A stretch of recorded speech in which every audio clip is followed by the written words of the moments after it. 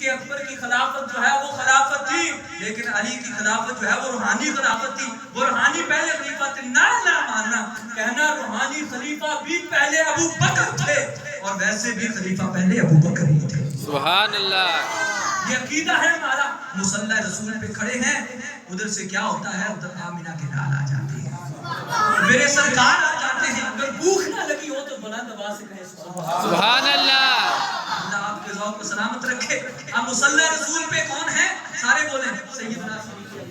نماز میں ہے صحابہ. اب تعظیم کی بات بتانے لگا ہوں. جو کہتے ہیں نا نبی کا خیال آئے تعظیم سے آئے، تو یہ نماز نہیں ہے. میں نے کہا تیری نماز ہی کیسی ہے کہ جس میں تو کہتا ہے خیال مصطفیٰ ہے تو نماز جاتی ہے.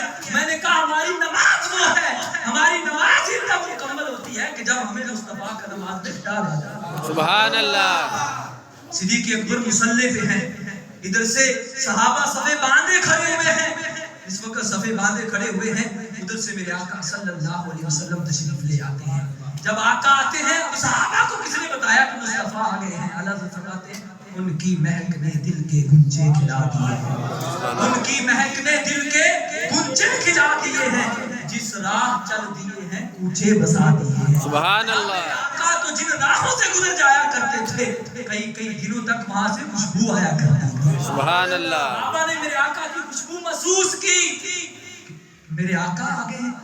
صحابہ اب بے چین ہو گئے کہ نماز پڑھیں یا حضور کا استقبال کریں. سبحان اللہ. پہلے تو مجلس میں بیٹھے ہوتے تھے، میرے آقا آ جاتے تھے تو ہم جو ہے کھڑے ہو کے حضور کا استقبال کرتے تھے.